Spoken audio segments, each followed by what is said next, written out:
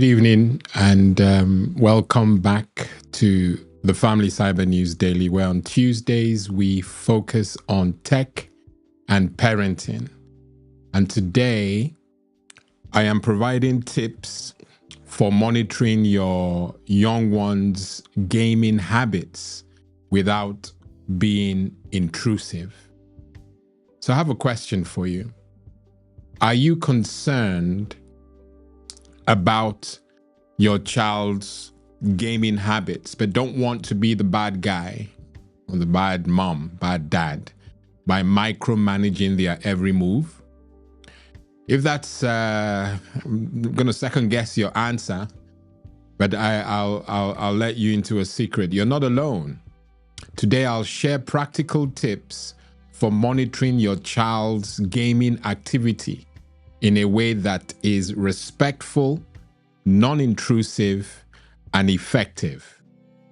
You're very welcome. Let's dive in.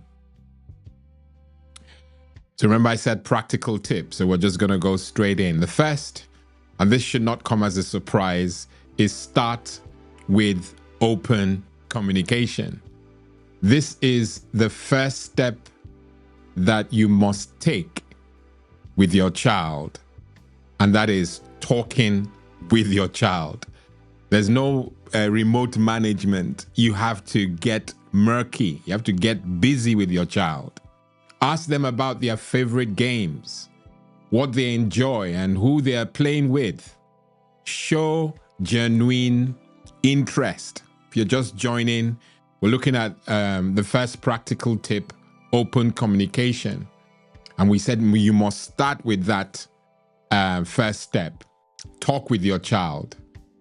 Get to know their favorite games, what they love, what they enjoy, and who it is they're playing with, for those who play with the online acquaintances.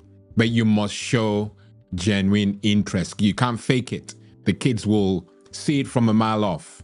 And let them know that you care about their gaming experiences and not just the rules, okay? And you must also explain why you're setting boundaries, not to control them, but to protect their well-being. When kids understand your intentions, honestly, they're more likely to cooperate, all right? So open communication has to be the very first step. We'll look at the second, and it is set clear boundaries. And I'm going to add this little caveat: set them together. Don't set them and then boss it over them. Make it fun. Bring them along. Let's set these boundaries together. And they must be clear, not ambiguous, very clear. A, B, C, D, and that's it. So they understand the boundaries, and that's the most, they will most likely adhere to those if they understand them, but work with them. Set them together. You know, with the child. You must do that. Work with your child or children to create clear gaming rules. For example, set time limits. Like no gaming, we've covered this, no gaming during meals or before homework is done. Decide which types of games are appropriate for their age. Then, you know, if you get the rules, these rules together and everybody nods, it's very clear from the get-go what games are indeed appropriate for their age. You don't allow an 11-year-old play an 18-year-old game. It's a no-brainer. It's a recipe for disaster. And you must ensure that gaming stops at least an hour before bedtime to support healthy sleep. We've covered how blue light super engages our children. You know, and if they decide to do that, you know, like play the games where they get that light constantly on their in their eyes, it's going to be difficult for them to sleep if, you know, and I need to stretch this a bit. And I think I did the same thing when I covered it in the, you know, one of the bulletins. It's important to understand these things.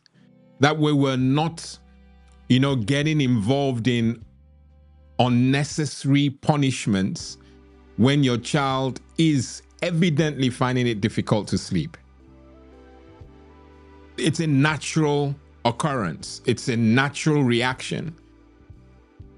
So if the child has revved up to a certain level playing games, there needs to be downtime. Even when we play sports, we exercise or do some warm-up, there must be warm down.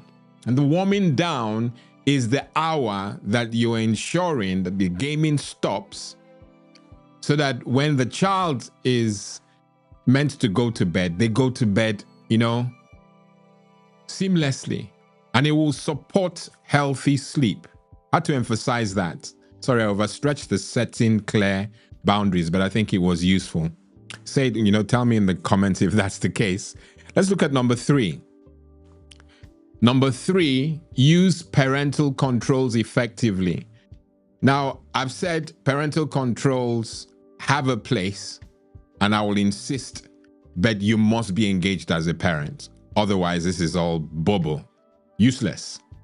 Engage with the child, get them to understand you must be involved, but at times parental controls will do the work that you can't do, but at least you're involved. But we're talking about efficiency.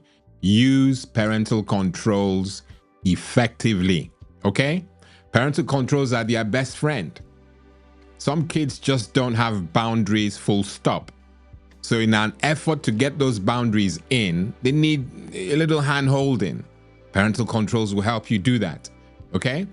And the thing is, the parental controls on those gaming platforms like the PlayStation, Xbox, and even mobile games that they get to use, and the parental controls on them, just a summary, have features like limit play time, block inappropriate games, monitor spending on in-game purchases. Yes, they have them there. And if you can do that, you set it and leave it, it gives you some element of freedom, because I definitely don't want you, just stewing, because I've given advice to some parents to get involved and they are now playing more than the kids.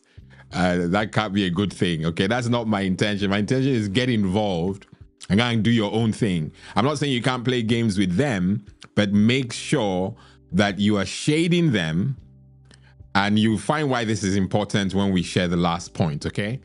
So you can use the parental controls that exist on these gaming consoles to limit playtime, block inappropriate games, and monitor spending on in-game purchases, okay? Take time yourself, maybe offline when they're not there, to explore these tools. You must do. They make a huge difference, okay? Now we have, I think it's number 4. Yes, it is number 4. Okay. Number 4, encourage balance with other activities. Encourage balance. This seems to be synonymous with most of the things we do around shading our kids online. There has to be a form of balance. There has to be balance, and you must be encouraged, balance with other activities. Help your child balance gaming with other activities. Encourage outdoor play. Don't wait till it's too late, because if the kids get too into these gaming or the gaming thing, and they have allowed to stew on it and binge on it for so long, if you introduce the offline activities, it's going to be a big problem. That's not a prayer, that's the reality. It will be problematic. So start early, get that balance in. Encourage outdoor play. Family board games. Okay, I'm stretching it. But there's a place for family board games or creative hobbies, okay? When they see fun alternatives, they are less likely to overindulge in gaming. It's a proven fact, okay? Let's look at the 5th. Stay informed. As a parent, you must be informed. I think it was someone shared some information with me, and I think I'll give it a slot of its own. The reason why it's important to get involved with these kids, especially on gaming, in fact, it's so appropriate now, but I didn't prepare for it. So I'm going to wing it, okay? But ultimately, there's some games that, especially if you have trained your child or children in a certain way, like people of faith, or that's the only solid example I can use. And then you have a game that is suggesting a different direction, or that paints evil as good. You'll be shocked at some of the things you see in some of the games. And I just can't remember the name. I wrote it down, but there's a game that if you go into it and do some research, it is actually doing exactly what you don't want your child to be involved in. And then if your child is staying on a game, for 4 hours, 3 hours, there is no way that there's no dialogue or some symbiotic exchange going on, So you've got to stay informed about the games. Get to know them. Stay informed about all the games your child plays.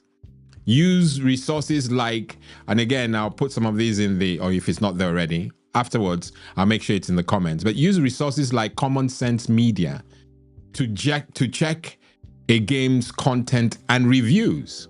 Knowing the details, for those who are really paying attention, it's Common Sense Media. It allows you check a game's content and reviews.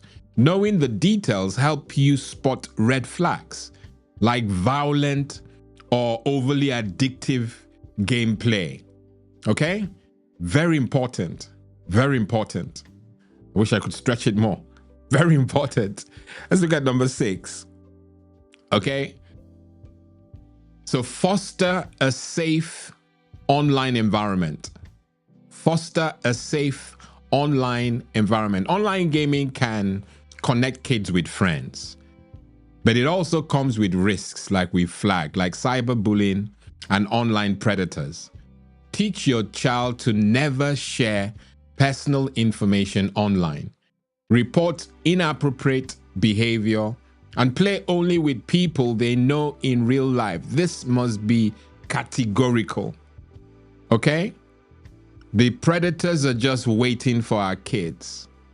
And if they see a weakness, they will pounce. I keep having to tell you, this is not a prayer. This is basically the reality. Let them play games with only people they know in real life. The online gaming they do. Because we've heard reports where adults, pedophiles, rogues are pretending to be children. And with AI, that's easy peasy, very easy to do. Okay? There must be some way of verifying if the other person that you're engaging with is someone you actually know. And yes, some may say that this is cocooning, this is limiting. A child is for life. So if your child means the world to you and they ought to, then who cares? As long as there's balance. We've talked about balance already, okay? Now, the last point, and I did tell you that when you see why I said what I said when we were stretching point 1, okay? Let's look at point 2, lead by example, okay? There's a term, and I'm using it because I think this is the only way I can break it down, forgive me. No, I can't even use it. It sounds like I was going to say monkey see, monkey do. I've said it. Okay, I've done it. Basically, there's another saying which I should have chosen, that the fruit does not fall too far from the tree. I think that for the older folks, you may identify with that more. Kids learn from what we do. Okay? I should have just done that. That's simple enough. Not just what we say. Show them how to set healthy screen time boundaries by managing your own tech use responsibly. And this reinforces the importance of balance, okay? You must lead by example, folks. All right? I've stretched this a lot longer than it needed to be, but monitoring your child's gaming habits doesn't have to feel like a battle. I hear you say, yes, sir. By setting clear boundaries, staying involved, and keeping the conversation open, you can protect their well-being while maintaining trust. Okay? Well, if you found these tips helpful, please don't forget to like this video, and I hope you liked it. And please subscribe to the channel. It really does help. Inspires me, inspires the content. And please share it with other parents navigating the gaming world. Thanks for watching. I'll see you again tomorrow, same time. I've been your host, Lawrence Edem. God bless and goodbye.